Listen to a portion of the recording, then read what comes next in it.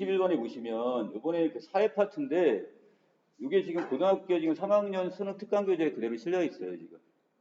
이거 상당히 중요한 제재입니다, 이거. 경제 파트에서 지금 많이 지금 출제되는 예문이기 때문에 잘 기억해 놓으시고요. 자, 가게나 기업 정보는, 가게가 어디야?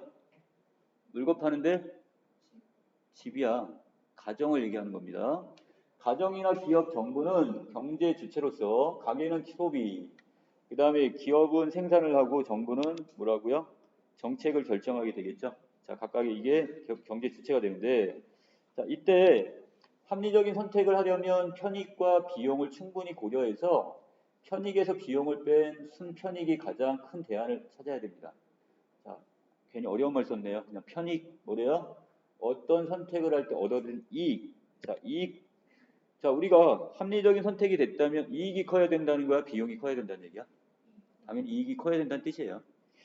자, 기업의 판매 수익과 같은 금전적인 것도 될 수 있고요. 그 다음에 이런 정신적, 소비자 입장에서는 물건을 샀는데 너무 만족스러워. 자, 그러면 자, 이건 비금전적인 자, 이런 편익, 이익이 될 수가 있는 거죠. 자, 또 비용이란 암묵적인 비용 중에 가장 큰 것과 명시적 비용을 합친 것. 자, 이것인데, 자, 암묵적 비용이란 자, 내가 어떤 하나를 선택함으로써 다른 걸 포기를 해야 되겠죠. 자, 이런 경우를 우리는 암묵적 비용이라고 합니다. 자, 그리고 명시적 비용은 그 선택을 할 때 화폐로 직접 지불한 비용이 있었겠죠. 자, 예를 들어 가지고 내가 빵하고 음료수 둘 중에 하나를 지금 사 먹어야 되는데 이 상황에서 결국 빵을 사 먹느냐고 음료수를 포기했다면 이때 빵에 내가 들어간 만약에 1,000원에 사 먹었다면 1,000원은 명시적 비용이 되는 거고요. 자, 그런데 음료수가 500원이었는데 500원을 지금 안 사 먹었어요. 그러면 그건 내가 포기한 것이 되기 때문에 그게 바로 여기서 암묵적 비용이 되는 겁니다. 자, 밑에 자, 여기 소비자 입장이 되는데요. 자, 소비자 입장의 순편익은 한 개 편익과 한 개 비용이 같을 때 가장 커지는데 이때 한 개 편익이란 어떤 선택에 의해 추가로 발생할 수 있는 편익을 우리는 한 개 편익. 자, 그리고 한 개 비용이란 그 선택에 의해 추가로 발생하는 비용을 우리는 한 개 비용이 됩니다. 자, 어떤 것을 일단이 더 내가 선택함으로써 얻어내는 이익은 한 개 편익이 되는 거고 반대로 내가 어떤 건 일단이 더 선택을 했는데 그거로 인해서 발생하는 비용이 한 개 비용 이렇게 보시면 돼요. 이해되신 거예요? 자, 내가 빵을 아까 하나를 처먹었어. 배가 고파서 하나를 더 사 먹었어. 그래서 내가 그걸로 인해서 만족감이 올라갔다면 내 한 개 편익이 올라간 거야? 떨어지는 거야? 올라갔잖아, 더.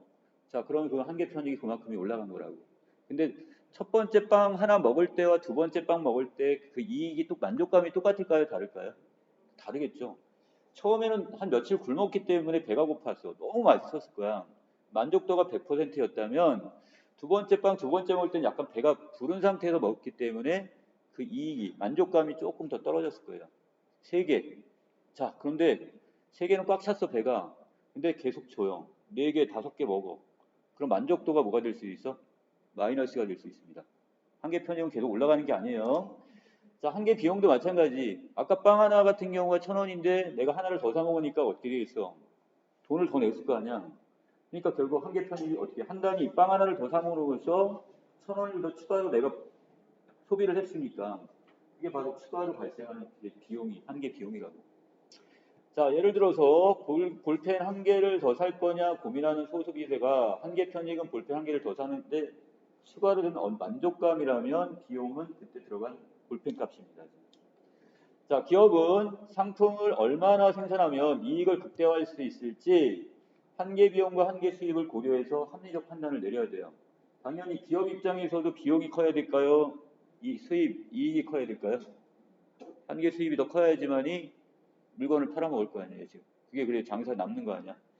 자, 그리고 기업 입장에서 한 개 비용은 상품 생산량을 한 단위 증가시키는데 추가로 드는 비용이 될 거고, 자, 한 개 수입이라는 것은 상품을 팔아가지고 내가 추가로 얻게 되는 수입이 될 겁니다. 자, 그래서 완전 경쟁 시장에 있는 기업이라면 상품의 시장 가격 자체가 한 개 수입이 됩니다. 자, 이거 지금 잘 이해하셔야 되는데요. 자, 현실에는 어느 나라를 가더라도 완전 경쟁 시장이라는 건 절대 있을 수가 없어요. 그런데 이걸 가정해 놓고 이거에 얼마나 가까운지 이렇게 보기 때문에 그 기준점으로 완전 경쟁 시장을 설정을 합니다. 자, 그래서 이건 어떤 경우냐? 많은 수의 공급자와 수요자로 구성되어 있고 거래되는 상품이 다 동질적이에요. 품질이 다 똑같아요. 그리고 개별 공급자나 수요자가 시장 가격에 영향을 전혀 못 미칩니다. 그냥 있는 가격이 딱 하나로 결정되면 그 가격에 팔아야 되는 거야. 그리고 사야 되고요. 즉 기업이나 소비자는 시장에서 결정된 상품과 가격을 이것을 어떻게 주어진 것으로 받아들여야 되고 이 가격이 바로 기업의 한계 수입. 왜? 그 가격은 품질이 동일하고 가격이 똑같이 설정이 됐기 때문에 한 개 1,000원이면 한 개 팔면 내가 1,000원의 수입이 오는 거야. 두 개 팔면 2,000원이 오고. 동일한 거죠. 판 수량만큼의 가격만큼 그만큼 수입이 들어온다고 보시면 됩니다. 자, 상품을 사려는 사람들이 많아져 시장 수요가 증가를 했어요. 자, 더 많은 사람이 사려고 해요. 자, 이때 상품 가격이 오르게 된다면 한 개 수입도 그만큼 동일하게 오르게 되겠죠. 왜? 결국 판 가격만큼, 상품 가격, 수량만큼 나에게 수입이 들어오는 거니까. 자, 생산을 계속할 때 손실이 발생하는 상황이 아니라면 기업은 한계 비용과 여기는 한계 비용과 한계 수입이 일치하도록 생산량을 조절해서 이윤을 극대화시킬 수가 있다고 합니다. 자, 여기 중요한 단어 한계 비용과 한계 수입이 일치하는 지점. 여기가 바로 거기가 생산량이 결정되는 지점이래요. 자, 한계 비용이 한계 수입보다 큰 경우에는 이거는 외려 비용이 더 많이 들어가네요. 이런 경우에 상품 생산량을 한 단위 더 줄일 때 그로 인해 추가로 절약되는 비용이 줄어들 수입보다 크기 때문에 여기는 생산량을 줄여서 이윤을 증가시킬 수가 있어요. 지금 이 물건을 만들어내면 계속 찍어내고 있는데 외려 비용이 더 많이 들고 있다면 어떻게 되겠어? 줄여야겠죠. 비용을 줄이면 그만큼 양을 줄이게 되면 되잖아. 그러면 그것이 이제 수입이 거기에 개선이 되는 겁니다. 자, 반대로 한계 수입이 한계 비용보다 커요. 자, 내가 만들어내는 비용보다 그것을 판매해서 얻어내는 수입이 더 크다고 본다면 이럴 때는 생산량을 더 늘려야겠죠. 왜? 물건이 지금 없어서 못 파는 상황이야. 그렇다면 이런 경우 이윤이 더 증가되겠죠. 자, 그런데 생산을 계속할 때 이윤이 남는 것이 아니라 오히려 손실을 볼 수도 있기 때문에 어떤 상황에서 손실이 발생하는지 판단하는 것도 기업 입장에서는 되게 중요합니다. 이때 고려할 수 있는 것 중 하나가 바로 이 평균 비용이라는 개념이에요. 자, 평균 비용은 어떤 양의 상품을 생산하는 데 투입된 총 비용을 생산량으로 나눈 것으로서 총 들어간 것을 평균이 나오겠죠. 여러분들 예를 들어 국영수 과목이 있으면 100점, 90점, 95점 들쭉날쭉하다면 그게 전체를 해서 곱하기 과목수로 나누는 평균값처럼 얘도 마찬가지가 되겠죠. 이걸 총비용을 생산량으로 나누게 됩니다. 몇 개를 생산했는지. 이때 상품을 한 단위 생산하는 데 드는 평균적 비용을 바로 평균 비용 이렇게 보시면 되는데 여기에서 총 비용은 고정 비용하고 뭐가 있대요? 자, 가변 비용이라는 두 가지가 있네요. 자, 이때 한 개의 비용이 총 비용 중에 가변 비용에만 영향을 받는 것과 달리 한 개의 비용인 경우는 가변 비용에 영향을 받게 된대요. 그런데 자, 평균 비용인 경우는 고정 비용이나 가변 비용 모두 영향을 받게 된대요. 자, 그러니까 우리가 기업에서 이걸 결정을 할 때 자, 우리가 평균 비용으로 지금 따져서 기억할 거냐, 한 개의 비용을 따져가지고 볼 거냐에 따라서 그걸 고려하는 요소가 다르다는 뜻이에요. 우리가 한 개 비용만 보게 된다면 가변 비용만 우리가 가지고서 판단하면 되는데 평균 비용을 따져가지고 이게 손실이 되는지 이익이 되는지를 따지려면 거기 고정 비용과 가변 비용을 다 고려를 해야 된다는 뜻입니다. 자, 그래서 그럼 뭐냐? 고정 비용이라는 것은 자, 생산량에 따라 변하지 않고 일정한 크기를 유지하는 비용으로 생산량이 많든 적든 매달 똑같이 내야 하는 임대료. 여러분들 지금 이거 뭐 착한 임대인 같은 건 있겠지만 요새 그런 거 다 재놓고 내가 지금 빵 공장을 차려놨는데 빵을 어차피 건물을 빌린 거예요. 한 개를 생산해도 임대료는 똑같이 내야 되고 100개를 생산해도 똑같은 거죠. 이건 고정적인 거예요. 이런 걸 고정 비용이라고 하는 겁니다. 자, 또 가변 비용은 생산량에 따라 달라지는 비용입니다. 예를 들어 빵을 하나를 만들면 빵 하나를 만들 때하고 빵 100개를 만들 때 재료비가 똑같이 들어갈까요? 다를까요? 다르죠. 하나는 빵 하나치만 그거에 밀가루가 들어가면 되지만 100개를 생산하면 밀가루가 그만큼 더 많이 들어간단 말이야. 이거는 생산량에 따라 변하는 거죠. 이런 것이 변동 비용이 되는 겁니다. 가변 비용. 오케이? 자, 그럼 여러분들의 월급은 직원들의 월급은 어디에 들어갈까요? 고정 비용입니까? 가변 비용인가요? 고정 비용이죠. 네, 매월 월급 장사 안 돼도 월급은 줘야 되잖아. 고정적으로 얼마씩 정해놨을 테니까. 그럼 고정 비용이 됩니다. 자, 오른쪽. 자, 각종 재료비나 또 상품 생산을 늘리기 위해서 추가로 고용한 직원에게 지급되는 보수 등은 가변 비용입니다. 이건 뭐냐? 갑자기요. 지금 원래는 우리가 직원이 5명만 있으면 됐는데 갑자기 주문이 밀려왔어요. 임시로 잠깐 써야 되는 경우 있죠. 알바생 같은 경우나 이런 것들. 자, 이런 것들은 바로 뭐가 된다? 가변 비용에 들어갑니다. 고정 비용이 아니에요. 그렇다면 기업은 손실이 발생하는지 평균 비용을 어떻게 알 수 있느냐? 총 비용을 전부 해소하는 것이 언제라도 가능한 기업이 먼저 총 비용을 언제든지 회수할 수 있다는 조건이 돼야 되고요. 그리고 완전 경쟁 시장이라고 해야 됩니다. 가정했을 때 이때 이 기업은 평균 비용을 상품의 시장 가격과 비교해보고 만약에 가격이 평균 비용 곡선의 최저점에도 미치지 못하게 된다면 생산량이 얼마이든 그 가격의 상품을 판매해봤자 손실을 피할 수가 없어요. 자, 이렇게 된다면 평균 비용 곡선의 최저점도 미치지 못한다는 거. 그림을 보여드릴까요? 자, 여기입니다. 빨간색 부분 보이시나요? 자, 지금 이 한 개의 비용 곡선이 하나 있고요. 또 하나는 평균 비용 곡선이 있는데, 자, 물건은 P1에 있다고 한다면, 자, 이 P1이라고 한다면 지금 얘는 장사 지금 계속 물건을 찍어내야 될까요? 말아야 될까요? 여기 장사할 사람이 없는데? 회사 사장할 사람이 없어. 자, 다시 보세요. 가격이 P1이라고 했어. 자, 그러면 가격이 이건 어떻게 형성이 되겠어? 물건 하나 팔 때 생산성하고 똑같다고 해서 이때 완전 경쟁 시장은 이 가격이 되는 거잖아. 물건 가격은 요만큼인데, 자, 그런데 한 개의 비용 곡선과 평균 비용 곡선 이것보다 위에 있죠. 그러면 물건 하나를 만들어내는데 비용이 더 많이 들어가는 거야. 이건 어떻게 되는 거야? 얘는 생산을 하면 안 되죠. 이건 빨리 줄여야죠, 생산량을. 그리고 재고를 남겨놓으면 안 된단 말이야. 자, 그러면 어떤 경우로 가야 되는 거야? 이게 쭉 올라가가지고 한 요 정도까지 올라가게 되면, 자, 여기서 이렇게 볼게요. 자, 여기는 요 선에 지금 걸쳐 있다고 치면 P0에 걸쳐 있어요, 지금. 자, 이렇게 되면, 자, 뭐하고 지금 겹치는 부분이 생겨요? 자, 지금 한 개의 비용 곡선하고 이렇게 일치하는 지점이 생기죠. 바로 요게 바로 뭐가 되는 거야?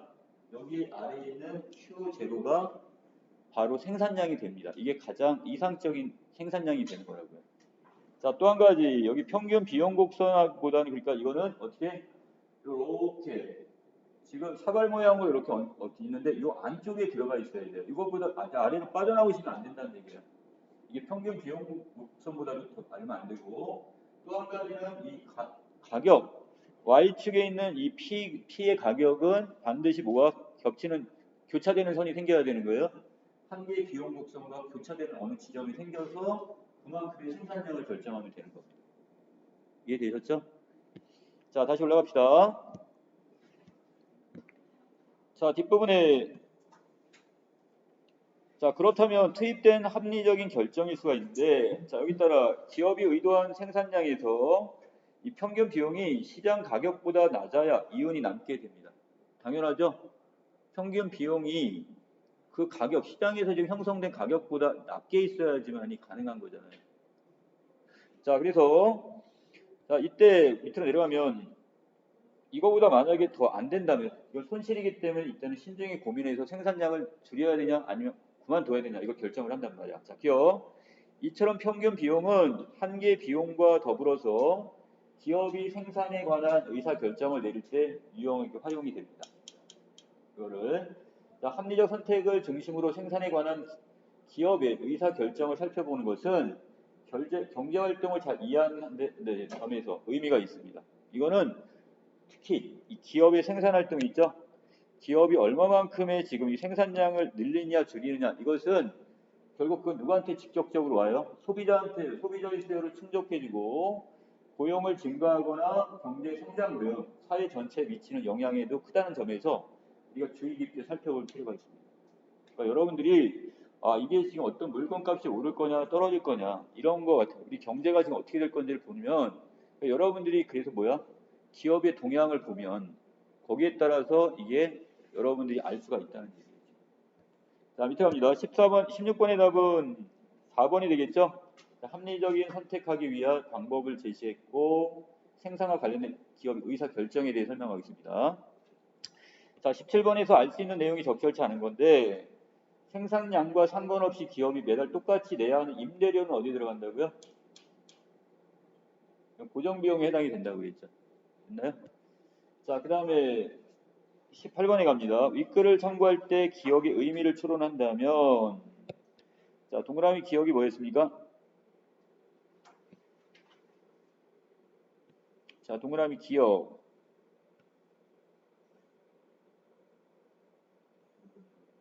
자, 오른쪽에 있어요?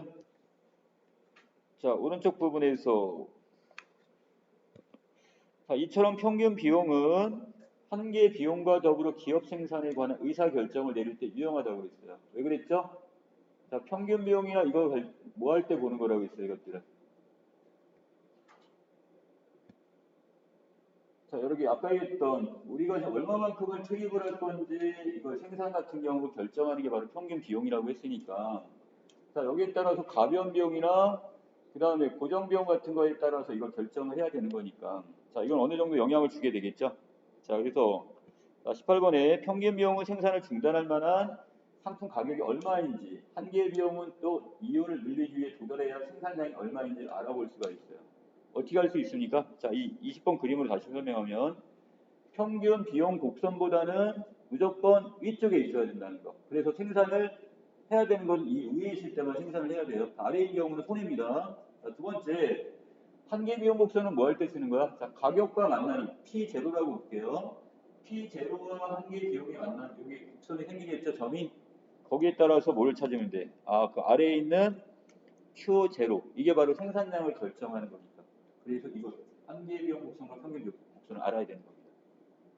됐죠? 자, 그 다음. 자, 9번에 갑니다. 자, 윗글에 A를 참고할 때 독서 후 심화 활동입니다. 이 중에서 지금 적절치 않은 걸 찾으라고 했는데, 자, 3,000원짜리예요, 지금. 이걸 3,000원을 갖고 있는데, 각각 동그라미 과자도 1,000원이고, 세모 음료수도 똑같이 1,000원. 자, 이런데, 모두 사먹고 싶지만, 먼저 과자 하나를 사먹었네요. 자, 그리고 과자 소비량에 따른 비용과 편익은 아래표와 같이, 비용이라는 것은 갑이 과자 소비로 인해서 포기한 음료수 소비의 가치를 금전적으로 환산해서 반영을 했대요. 얘 과자 먹었어. 근데 여기에서 결국 이 비용은 뭐가 되는 거라고? 그럼 음료수의, 내가 포기한 음료수의 가격이 되는 거죠. 가치. 이해되십니까? 분명히 비용이란 건 뭐라고 돼 있어? 자, 과자를 사 먹음으로써 지금 포기한 음료수, 이것을 금전적으로 환산했을 때, 자, 예를 들어서 아직 안 먹었네요. 자, 한 개를 먹었어요. 자, 과자를 한 개 사 먹었다면 이때 음료수는 어느 정도의 가치를 지닌다는 거야? 2,500원 정도의 가치를 지닌 거예요. 지금 내가 포기한 거. 됩니까? 자, 그리고 편익이라는 것은 뭐라고 얘기했어? 내가 얻을 수 있는 만족감을 뭐라고 표현한대요? 자, 만족감이라는 것을 이걸 편익이라고 봤답니다. 자, 그럼 다시 표 이해할게요. 자, 과자를 내가 2개 사 먹었습니다. 자, 이때 음료수는 내가 포기한 음료수의 만족도는 얼만큼이 돼요? 그 가격은? 가치는 5,500원이 되는 거죠. 자, 여기 과자를 3개 사 먹었어. 자, 내가 포기한 음료수의 가치는 얼마가 되는 거예요? 9,000원이 된다는 뜻이에요. 자, 그러면 자, 한 개의 음료수의 가치가 2,500원이었는데, 자, 2개 사 먹을 때 얼마? 자, 3,000원의 차익이 있네요. 그리고 다시 9,000원을 갖다 3,500원이니까. 자, 이 그럼 여기서 비용, 바로 포기한 음료수의 가치는 점점 올라가고 있나요? 떨어지고 있나요? 올라간 거죠? 자, 3,000원, 3,500원 이렇게 계속 추가로 해가지고 더 올라가고 있습니다. 자, 근데 여기 5번에 뭐라고 있어? 갑이 과자를 사기 위해 포기한 음료수 소비의 금전적 가치는 과자를 구입하는 개수가 늘어날수록 작아지는 게 아니라 아까 2,500원에서 3,000원 이런 식으로 계속 늘어나고 있다고 보셔야죠. 여기 3,000원, 그다음에 3,500원 이렇게 차익이 나는 거니까. 이해되십니까? 자, 답은 그래서 5번. 자, 20번 갑니다. 자, 완전 경쟁 시장이라고 했고요. 자, 여기서 지금 맞는 걸 찾으라고 했습니다. 자, 5번에 시장의 수요의 증가로 가격이 P2가 돼버렸어요. 자, P2, 자, P0였는데 P2가 된다면, 자, 완전 경쟁 시장에서는 뭐라고 했어? 한계 비용 곡선과 가격이 만나는 지점이 바로 뭐야? 최적의 생산량이 결정된다고 했죠. 자, 그래서 아까는 어디 있었는데, 자, P0에서 만난 여기, 요 부분이죠? 요 부분에서 지금 뭐가 생겼는데, 지금 여기가 지금 바로 Q0가 적정한 생산량이었단 말이에요. 근데 가격이 어디로 올라가 버렸어요? P2로 올라가 버렸죠. 그럼 P2에서 다시 뭘 그어야 되는 거야? 한계 비용 곡선으로 수평을 그어야 되겠죠. 그럼 만났더니 어디서 만나요? 여기서 만나게 되는 거죠. 그럼 얘는 뭐로?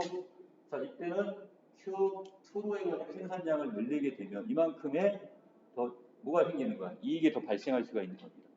생산량 결정할 때 이렇게 결정을 해야 된단 말이야. 자, 그러니까 당연히 5번은 맞나요? 자, 그래서 한계 수입이 결국 시장 가격이 한계인 비용보다는 크기 때문에 생산량을 Q2에 가깝게 늘리면 이윤이 더 증가하겠군. 이렇게 하면 되는 거죠. 자, 21번의 답은 2번. 이렇게 보시면 됩니다.